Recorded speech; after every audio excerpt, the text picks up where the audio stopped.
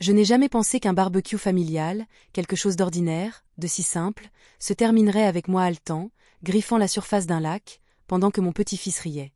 Kyle, mon doux Kyle. Ou du moins, c'est ce qu'il était autrefois.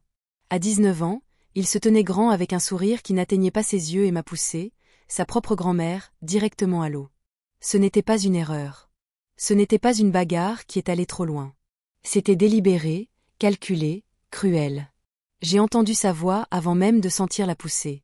Allez, grand-maman. Voyons si tu peux nager comme tu avais l'habitude de le faire. Puis des mains froides sur mon dos. Une poussée. Mon corps s'est tordu et j'ai crié, mais il était trop tard. Mes pieds ont quitté le quai. J'ai frappé l'eau comme une pierre. Le choc m'a coupé le souffle. Mes membres ont gelé. Ma poitrine brûlait alors que j'essayais de crier à nouveau, mais j'ai seulement avalé plus d'eau du lac.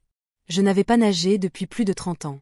Après mon opération, le docteur m'a dit de ne prendre aucun risque. Pas avec mon épaule fragile et ma coordination déclinante. Mais personne n'a bougé. Pas une seule personne sur ce quai n'a même tressailli. Je me suis débattue et agitée, la panique me traversant alors que l'eau m'entraînait sous l'eau. Quand j'ai fait surface, toussant et crachotant, j'ai aperçu leur visage. Kyle se tenant là, les bras croisés, riant avec ses amis. Mon fils, son père, regardant simplement, et ma belle-fille sirotant du vin, marmonnant, elle est dramatique. Je ne me souviens même pas comment je suis sortie. Je pense que c'était l'instinct, la peur, peut-être une petite réserve de force que je ne savais pas que j'avais encore. Quand j'ai finalement rampé jusqu'au quai, trempée et tremblante, mes genoux écorchés à vif et mon cœur battant douloureusement dans ma poitrine, personne ne m'a aidé. Personne. Kyle m'a regardé et a souri. Je suppose que tu peux nager après tout. Viel was coriace, hein? Ils ont tous ri. Ce rire a résonné dans mes oreilles longtemps après que le moment soit passé. Je n'ai pas crié. Je n'ai pas pleuré. Je me suis juste levée, l'eau dégoulinant de mes vêtements, humiliée au-delà de mots. J'ai vu Dolores dans mon esprit alors, sa voix de la semaine dernière disant « Les gens montrent leur vraie couleur quand ils pensent que vous avez besoin d'eux ». Je suis retournée vers la table de pique-nique, trempée et endolorie. Ils sont retournés à griller des hamburgers, ouvrant une autre bouteille de vin, comme si rien ne s'était passé, comme si je n'étais pas presque morte pour leur divertissement. Pas d'excuses, pas d'inquiétude. Et j'ai pensé, je savais que c'était ça. C'était le moment où le loup a finalement enlevé mes yeux. Le moment où j'ai arrêté de trouver des excuses à leur comportement. Le moment où j'ai arrêté de m'accrocher au souvenir du petit garçon qui m'apportait des fleurs sauvages du jardin. Kyle était parti. Ce qui se tenait à sa place était un garçon façonné par des gens qui valorisaient l'image plus que l'empathie, qui lui ont appris que la cruauté pouvait passer pour de la confiance, qui lui ont fait croire que l'amour n'avait aucune conséquence. Je me suis assise là dans mes vêtements dégoulinants, silencieuse. Ce silence, il était autrefois confondu avec de la faiblesse. Plus maintenant. Cette fois, c'était une promesse, un avertissement, un commencement. Parce que quand j'ai regardé ce quai, ma famille riant, mon corps endolori, mon cœur brisé, j'ai réalisé quelque chose qu'ils n'ont pas fait, j'avais encore des choix. Ce garçon a oublié qui détenait son fond pour l'avenir. De retour à la maison, j'ai enlevé les vêtements mouillés et je me suis séchée dans la salle de bain avec une serviette élimée que j'ai toujours gardée pour les invités, celle que personne d'autre ne touchait. Je me suis regardée dans le miroir, les cheveux emmêlés, les genoux éraflés, les yeux injectés de sang à cause de l'eau du lac. Je ressemble à un fantôme. Et pourtant, quand je suis retournée dans la cuisine, ils étaient là, à bavarder de projets de vacances, à rire des vols pour Canquin, à se disputer pour savoir quel Airbnb avait la meilleure vue. Personne ne s'est tourné pour me regarder. Personne n'a demandé comment je me sentais.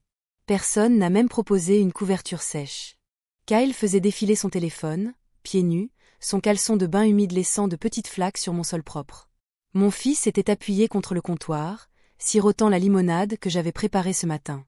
Et ma belle-fille, cette statue polie d'indifférence, montrait un diaporama de station balnéaire à Kyle, comme si aujourd'hui était juste un autre après-midi ensoleillé.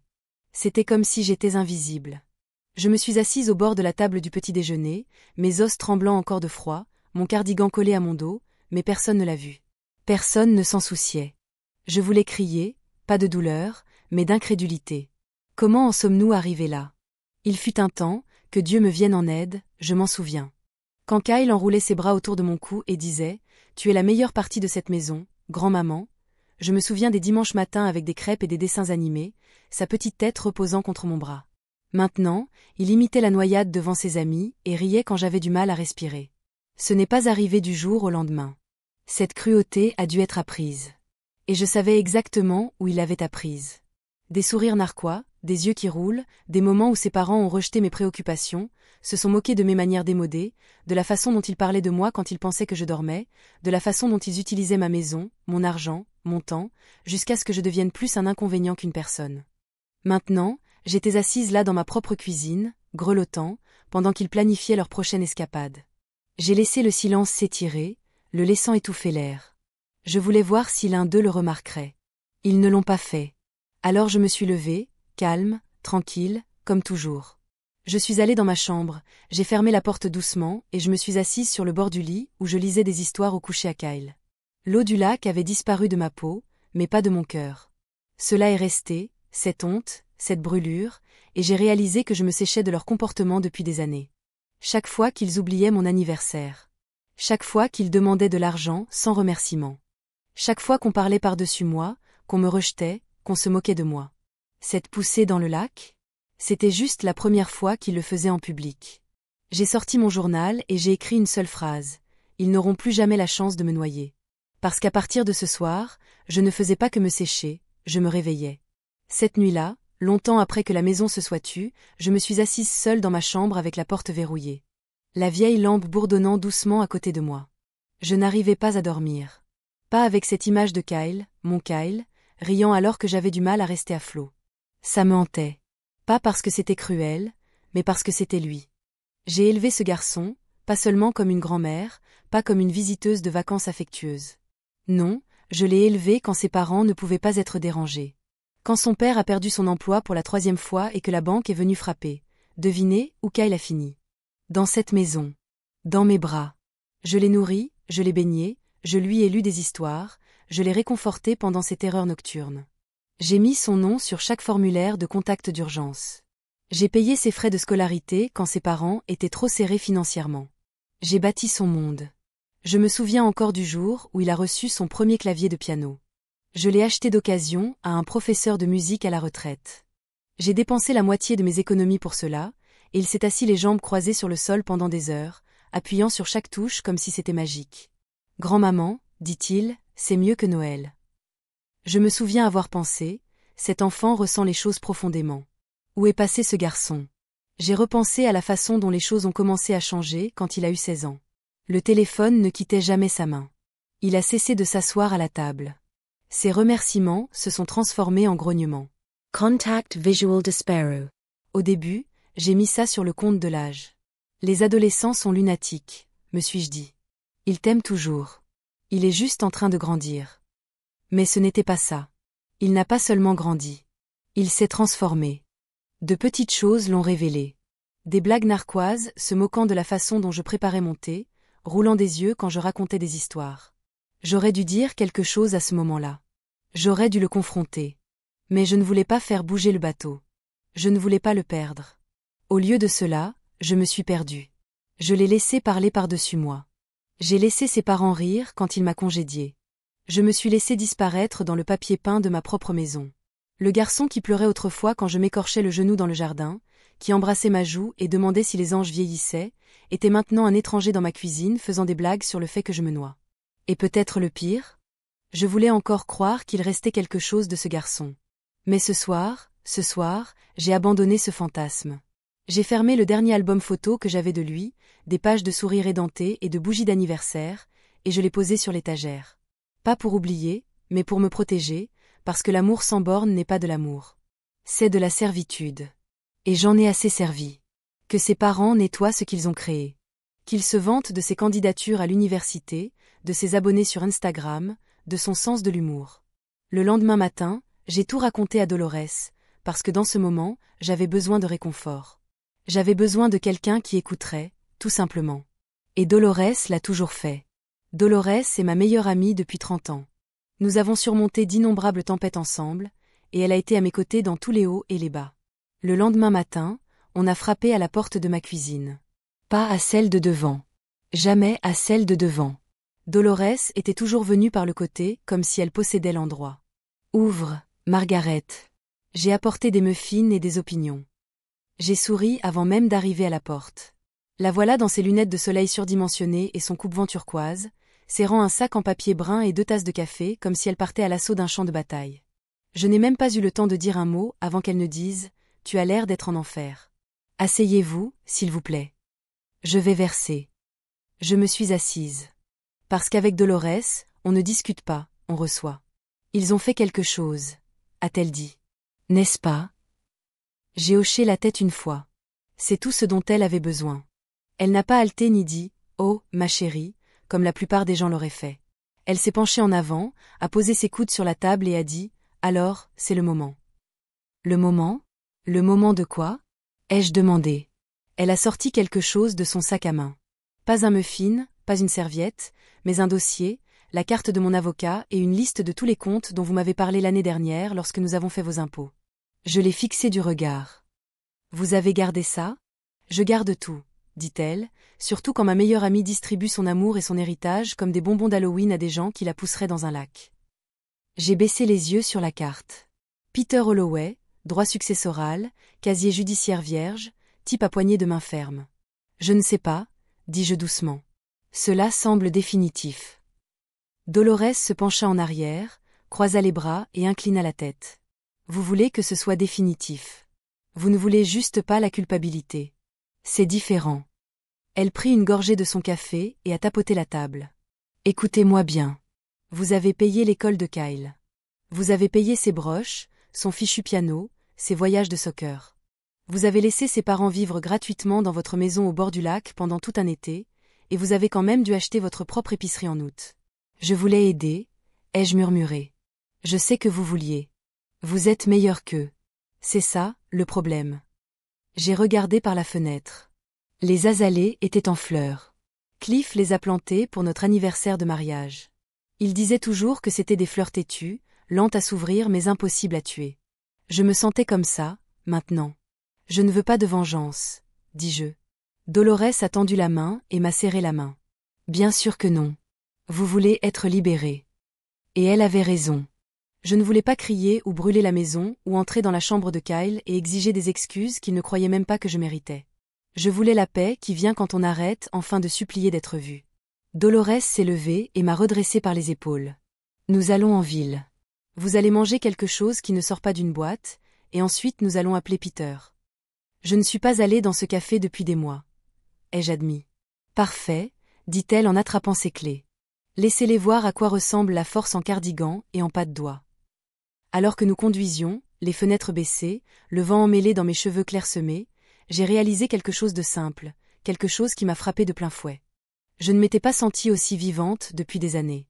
Et il a suffi que quelqu'un me rappelle que je m'appartenais toujours. Le café était bondé, le cliquetis de la vaisselle et le faible bourdonnement des conversations m'enveloppant comme une courte pointe usée. Dolores a remué du sucre dans son expresso avec détermination, comme si elle mélangeait une potion, puis a fait glisser la 2e tasse vers moi sur la table. Bois tout. Vous allez avoir besoin d'une épine dorsale et de caféine. Elle n'avait pas tort. Nous avions appelé Peter Holloway juste après le déjeuner. Il m'a dit de venir cet après-midi, il a dit, apportez tout ce que vous avez et ne l'édulcorez pas. Je ne l'ai pas fait. J'ai apporté les documents originaux de la fiducie, le classeur que Cliff et moi avions constitué après son accident vasculaire cérébral, et une copie pliée de la lettre du fonds universitaire, à l'époque où Kyle était encore au collège, toujours excité de me montrer ses bulletins scolaires. Je me suis souvenu avoir imprimé cette lettre. Comme j'étais fière, comme j'avais de l'espoir. 50 000 $, murmurai-je tandis que Peter la feuilletait. J'ai commencé à mettre ça de côté quand il avait 10 ans, argent d'anniversaire, prime, remboursement d'impôts, j'ai même sauté des vacances une année. Cliff et moi étions d'accord, l'éducation d'abord. Peter leva les yeux des papiers, les sourcils froncés. Tout est encore là, intact.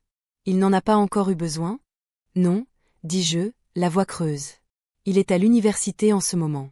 Il dit qu'il veut être transféré l'année prochaine. C'était toujours le plan, jusqu'à ce qu'il décide que je n'avais pas ma place sur un quai ou dans sa vie. Peter n'a pas posé de questions. Il a juste hoché la tête comme le ferait un chirurgien avant d'opérer. « Que voulez-vous faire, Margaret ?» demanda-t-il. « Changer le bénéficiaire, rediriger les fonds, tout fermer. » J'ai regardé le plafond pendant un moment, puis j'ai murmuré « Rien. Pas encore. » Peter haussa un sourcil. « Je veux regarder, dis-je.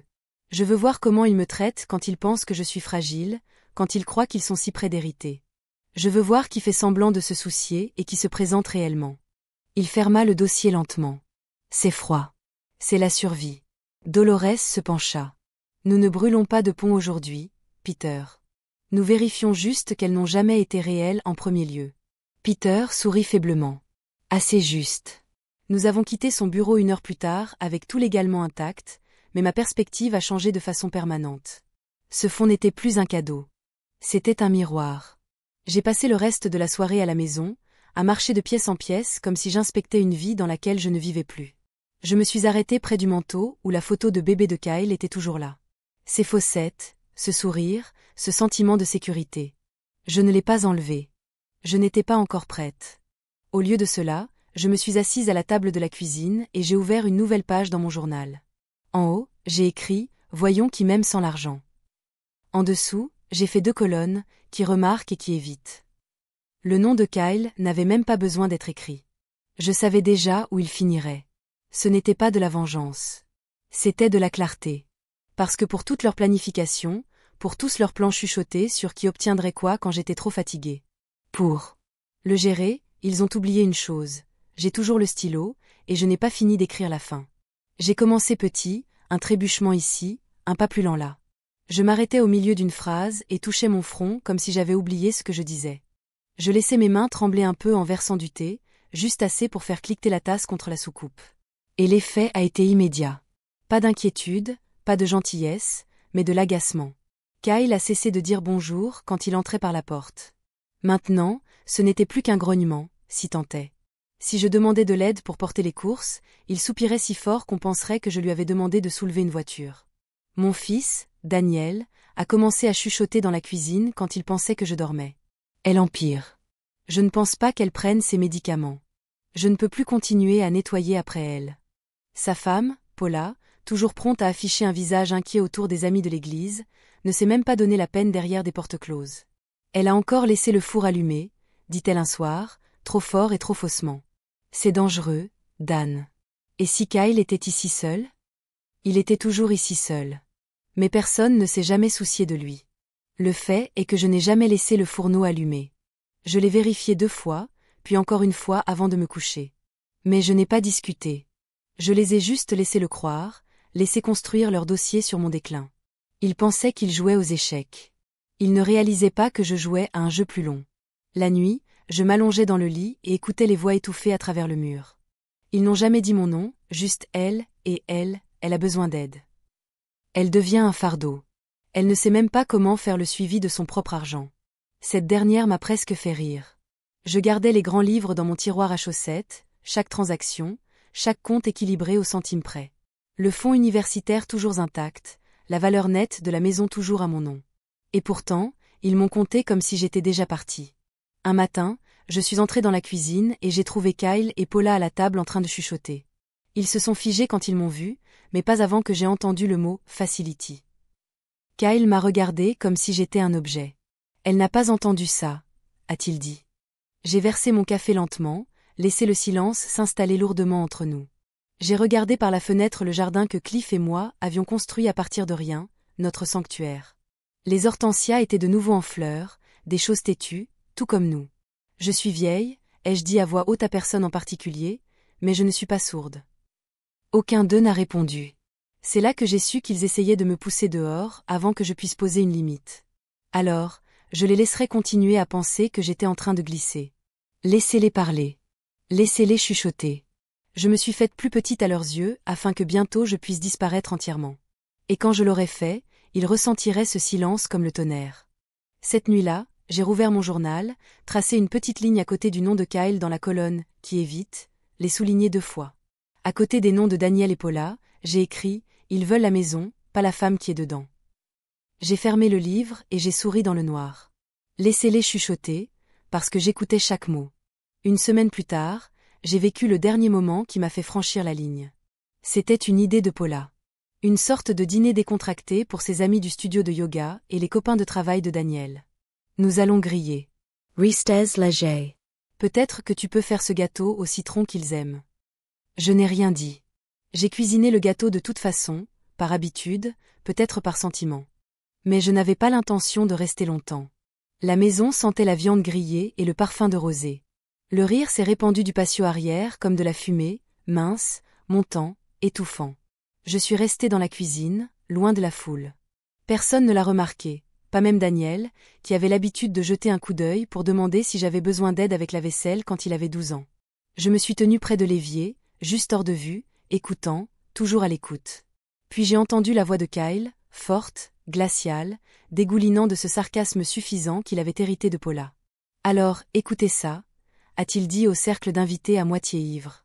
Grand-maman est tombée dans le lac au barbecue. Elle s'est débattue comme une tortue retournée. Tout, aidez-moi, aidez-moi. Rire, rire réel, profond du ventre. Il a continué, et je suis comme, mec, tu ne te noies pas vraiment. Elle cherchait probablement de la sympathie. Vous savez comment sont les personnes âgées. Ils utilisent l'impuissance comme arme. Quelqu'un a gloussé et murmuré, c'est sombre, Kyle. Kyle a ri plus fort. Non, elle va bien. Viel wazo coriace. Viel wazo coriace. C'est ce qu'il voyait quand il me regardait. Pas la femme qui a payé son appareil dentaire, pas celle qui est restée éveillée avec lui pendant ses crises d'asthme, pas celle qui a gardé chaque dessin qu'il ait jamais fait dans un classeur sous son lit, juste un oiseau. Je suis restée figée derrière la porte coulissante en verre, mes mains tremblant, pas à cause de l'âge, mais de rage. Puis j'ai entendu la voix de Paula, douce et coupante comme un bistouri. Elle est un poids, a-t-elle dit. Pas de la famille. J'ai dit à Daniel. Nous devons penser à l'avenir, pas aux sentiments. Poids. Ce n'était pas la première fois que je m'étais sentie jetable. Mais cette fois, c'était définitif. Je suis allée calmement dans ma chambre. Pas une seule larme, pas un mot pour eux. Je me suis assise sur le lit, les voix étouffées par la porte fermée, et j'ai senti quelque chose changer en moi. Je n'étais plus en colère. Je n'avais même pas le cœur brisé. J'en avais fini. C'était la clarté que j'attendais, la confirmation, la signature sur le contrat invisible qu'ils avaient écrit le jour où Kyle m'a poussé dans ce lac. J'ai ouvert le tiroir de ma table de chevet et j'ai sorti l'enveloppe avec la carte de Peter.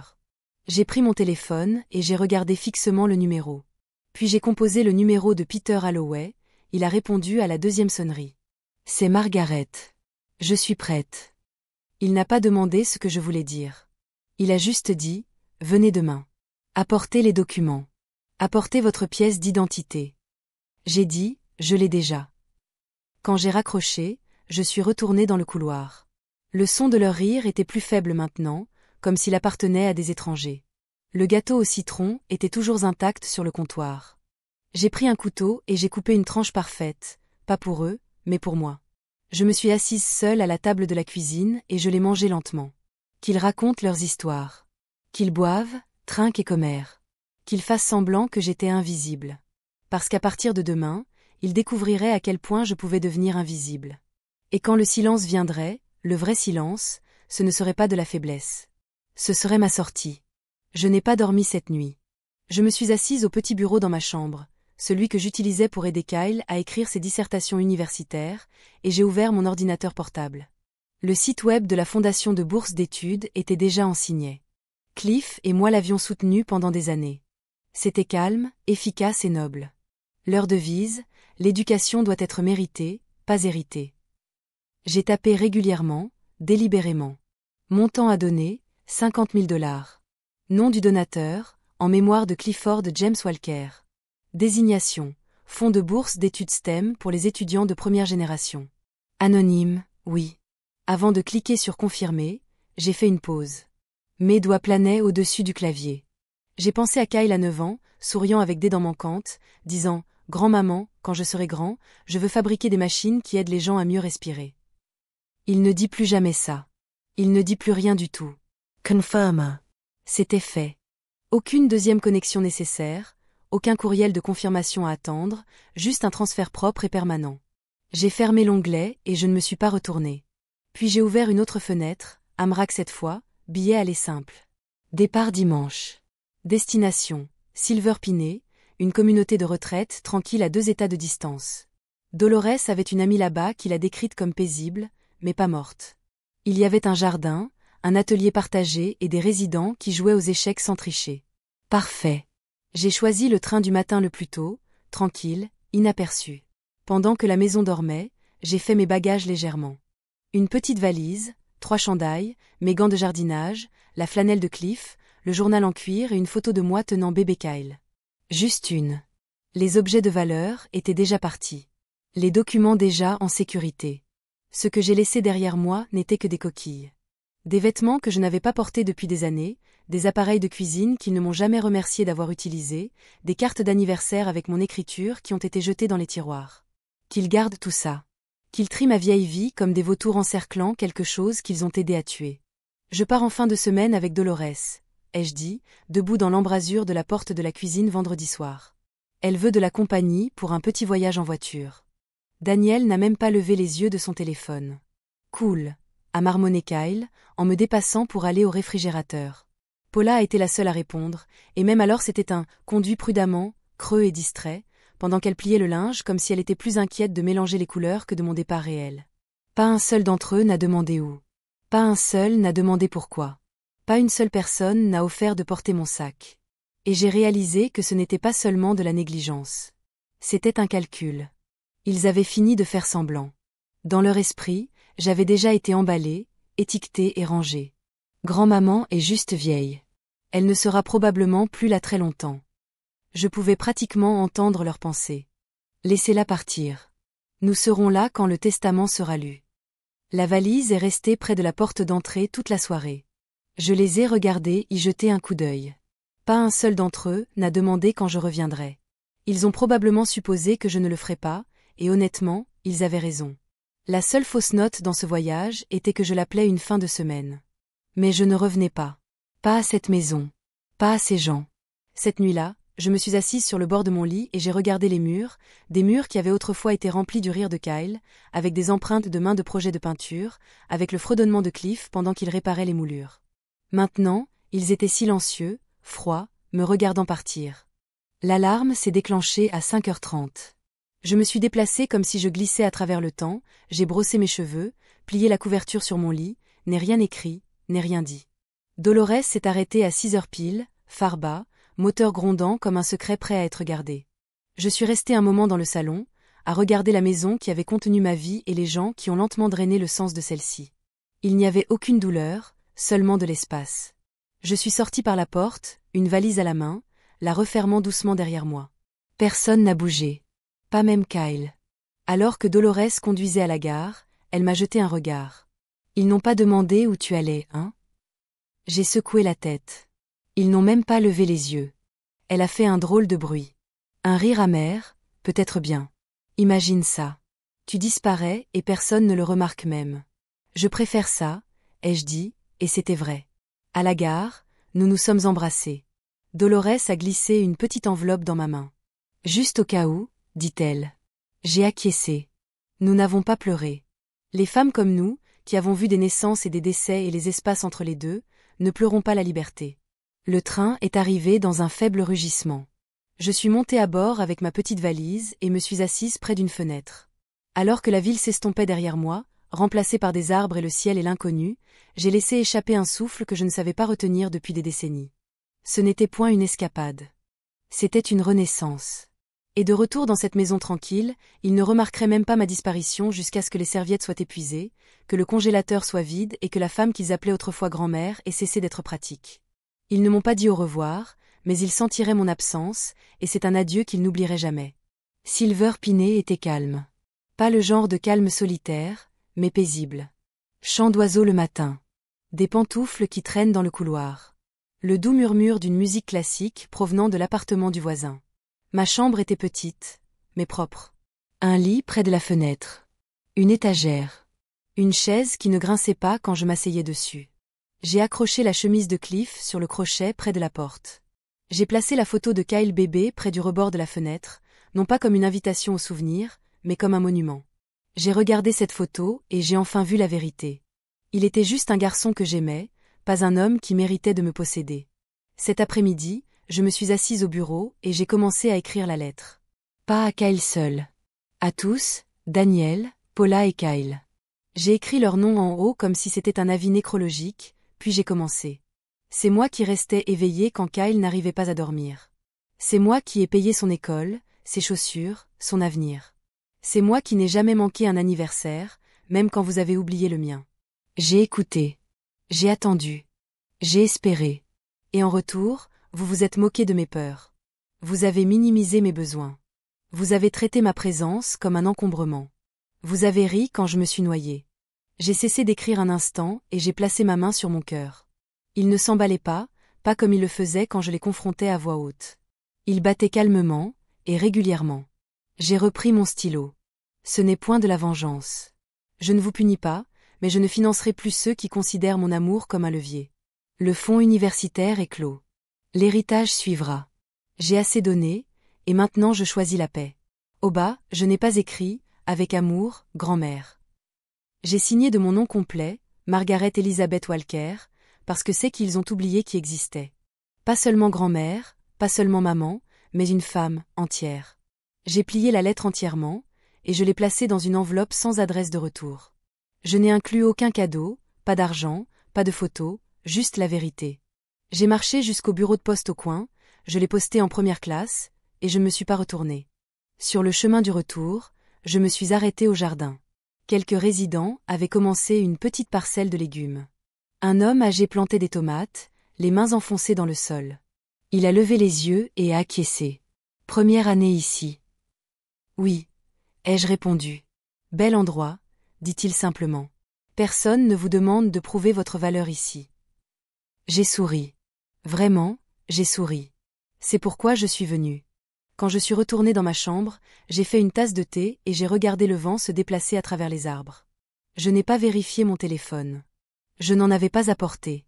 S'ils avaient besoin de parler, ils devraient le faire sans suivi, sans attente, parce que j'avais dit tout ce que j'avais besoin de dire, et cette fois ils devraient vivre avec. Il a fallu exactement 5 jours. 5 jours à partir du moment où j'ai posté cette lettre, jusqu'à ce que la première onde frappe. Peter m'a dit après dans un de ses rares courriels riants que Daniel est entré dans le bureau en ayant l'air, je cite, de 10 ans de plus et 20 livres de panique plus léger. Apparemment, la lettre était arrivée au déjeuner. Kyle l'a ouverte en s'attendant peut-être à un chèque, une note sentimentale, ou des instructions sur comment réclamer son argent. Au lieu de cela, il a trouvé mon écriture disposée comme un miroir. Pas de cris, pas de supplications, juste des faits. Et la seule ligne qui a probablement coupé le souffle de lui, le fonds universitaire est clos. Redirigé vers une fondation qui valorise la décence plutôt que le droit. Peter a dit que Kyle est devenu rouge, Paula a commencé à jurer, et Daniel n'arrêtait pas de répéter la même chose, comme un disque rayé, mais nous pensions qu'elle attendrait. Attendre quoi? Être respectée? Être assez utile? Être morte? Non, j'avais assez attendu.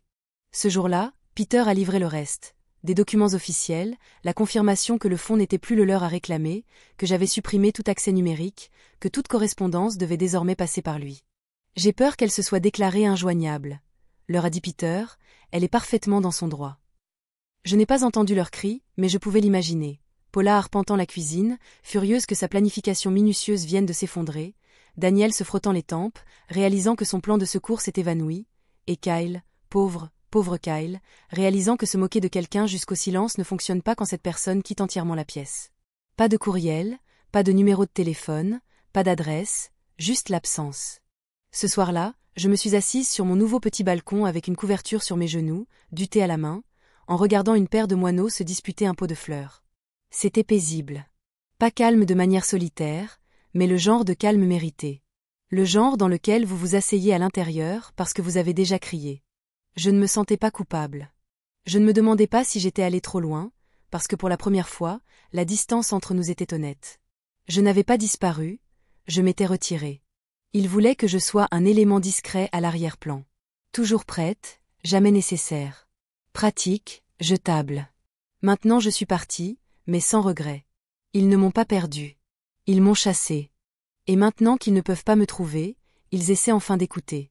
Mais il est trop tard pour les conversations. Ce n'est pas une impasse, c'est un départ.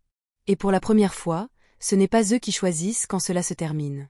Peter a appelé ça le moment où le sol s'est dérobé sous leurs pieds. Il les avait rassemblés dans son bureau, tous les trois, parce qu'il refusait de le croire tant qu'il ne l'aurait pas entendu de quelqu'un avec un titre dans un bureau. Daniel est entré la mâchoire serrée. Paula portait son meilleur cardigan, je suis sur le point de jouer les victimes. Et Kyle, eh bien, Kyle ressemblait de nouveau à un petit garçon. Pas parce qu'il ressentait du remords, mais parce que pour la première fois, le monde ne se pliait pas à lui. Peter avait préparé une courte déclaration selon mes instructions. Pas de bavardage, pas d'explication, juste la vérité. Il a fait glisser le dossier sur la table, a regardé chacun d'eux dans les yeux et a dit « Ceci vient de Margaret Walker ». Puis il a lu « À ceux qui ont supposé que mon silence signifiait un accord, j'ai tout donné une fois, je ne mourrai pas deux fois. » Cette phrase les a arrêtés. Vous avez pris mon temps, ma maison, ma paix. Vous m'avez épuisé tout en disant aux autres que vous vous occupiez de moi.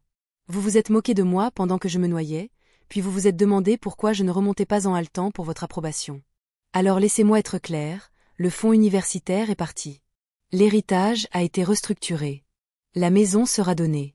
Mes biens n'iront pas à ceux qui m'ont traité comme un encombrement attendant d'être enlevé. Daniel a apparemment essayé d'interrompre, mais Peter a levé la main. Elle m'a donné toute autorité pour lire chaque mot. Il a continué, vous ne recevrez rien de moi dans la mort parce que vous ne m'avez rien donné de valeur dans la vie. Ni amour, ni respect, ni attention. Vous avez aimé mon argent plus que vous ne m'avez aimé, et maintenant l'argent est avec ceux qui croient encore à la gentillesse. Paula, selon Peter, est devenue rouge puis blanche. Kyle a murmuré quelque chose à voix basse, mais personne n'a écouté. Peter m'a dit que Daniel s'était levé et avait crié « Elle a perdu la tête », ce à quoi Peter a répondu « Non, elle l'a retrouvée ». Lorsque Peter m'a envoyé la transcription complète plus tard cette semaine-là, je l'ai lue lentement, en sirotant du thé dans le jardin avec mes pieds rentrés sous une couverture que Dolores a crochetée. Chaque mot ressemblait à une respiration, comme de l'oxygène. Ce n'était pas de la vengeance, c'était de l'archivage. Ils avaient écrit l'histoire, j'ai juste tourné la dernière page. Dans leur monde, j'étais censé pardonner en silence, donner sans fin et m'effacer doucement. Mais je ne l'ai pas fait. J'ai parlé. Je suis parti. J'ai réaffecté mon amour à ceux qui le voulaient encore, pas à ceux qui l'attendaient. Au bas de la déclaration, Peter avait ajouté ma dernière ligne en gras, conformément à ma note manuscrite, être seul vaut mieux qu'être utilisé. Et c'était tout. Le fantasme d'héritage est mort juste là dans un cabinet d'avocat sous un éclairage fluorescent doux. Pas avec fracas, mais avec la vérité. Ils sont sortis silencieux, non pas parce qu'ils comprenaient, mais parce qu'ils ne pouvaient plus argumenter. Leur contrôle avait disparu, et tout ce qui restait était l'écho de tout ce qu'ils avaient tenu pour acquis. Je n'avais pas besoin d'être là pour voir ça. Certaines fins sont mieux appréciées à distance. Dolores m'a dit que cela avait commencé avec une porte qui claque, Kyle de retour du bureau financier de son université avec un dossier plein de mauvaises nouvelles et une bordée de reproches. Personne ne m'avait dit que l'argent avait disparu, a-t-il crié. Paula a rétorqué, peut-être que si tu n'avais pas ri quand elle a failli mourir, tu aurais encore un avenir financé. Daniel est resté là, se frottant les tempes comme s'il pouvait extraire une meilleure version du passé de son crâne. Kyle n'est pas retourné en classe après cela, et lorsque son chèque de remboursement ne s'est pas présenté parce que le bureau des bourses a confirmé que le fonds n'existait plus, il a finalement compris. Il n'était pas puni, il était simplement exclu. Dolores a rapporté toutes les conversations chuchotées à l'épicerie, les regards de côté à l'église. Ils ont dit que tu avais disparu, m'a-t-elle dit au téléphone, mais je les ai contredits. Oh, ai-je demandé, souriant dans mon thé. J'ai dit, vous avez retiré votre investissement d'une entreprise toxique. J'ai tellement ri que j'ai dû reposer la tasse. Pendant ce temps, de retour à la maison au bord du lac, la spirale s'est accentuée. Daniel a recommencé à boire. Petit au début, une bière avec le dîner, puis du vin, ensuite du whisky. Paula s'est plainte à sa sœur que la disparition de maman avait tout gâché. Ils n'ont jamais utilisé le mot « parti ». Pour eux, j'étais toujours un fantôme qui hantait leur récit. Je n'ai jamais existé comme une femme qui s'est choisie, juste une figure qui leur devait davantage. Mais le voisinage n'a pas cru à leur jeu bien longtemps. La nouvelle s'est répandue rapidement une fois que Peter a confirmé que j'étais vivante, en bonne santé et que j'avais légalement déplacé toutes mes affaires. De vieux amis qui avaient l'habitude de faire un signe de tête polie à Paula se sont maintenant détournés lors des repas partage. Les membres de l'église ont offert des sourires creux à Daniel, mais plus d'invitations à prendre la parole lors des petits déjeuners pour hommes. Leur réputation a commencé à se dégrader, non pas à cause d'un scandale, mais à cause de la vérité. Vous vous moquez d'une femme en public et vous la dépouillez de sa valeur en privé, et les gens commencent à se souvenir de certaines choses. Qui a élevé Kyle quand ses parents ne le pouvaient pas? Qui a financé leurs vacances avec de petits prêts? Qui a fait de la pâtisserie pour chaque enterrement, a apporté des fleurs à chaque mariage, et n'a jamais demandé de remerciements? Moi. Et maintenant, j'étais partie. Le cercle social dont ils dépendaient ne s'est pas effondré. Il a simplement pivoté sans eux. Je n'ai pas eu à crier. Je n'ai pas eu à me défendre. J'ai juste arrêté de contribuer. Les amis de Kyle se sont éloignés quand il a abandonné. Son téléphone, autrefois une arme de jugement constant, est resté de plus en plus face cachée.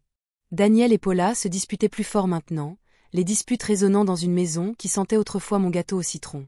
Le réfrigérateur était souvent vide. Le courrier s'est accumulé. Une nuit, Dolores a appelé pour dire qu'elle avait entendu Paula crier sur le porche. Quelque chose à propos de comment osait-elle tout prendre. Mais je n'ai pas tout pris. J'ai laissé les rideaux, la vaisselle, les clés, le silence. Ils se connaissaient encore l'un l'autre. Mais je pense qu'ils commencent à réaliser qu'ils m'aimaient tranquille parce que je portais le poids de leur dysfonctionnement dans ce silence. Maintenant, le poids est le leur. Et je suis ici sur mon balcon, une boisson chaude à la main, le soleil sur mon visage, entouré de gens qui disent s'il vous plaît et merci sans rien attendre en retour. Laissez-les s'asseoir dans le silence, parce que ce n'est plus mon travail de le remplir.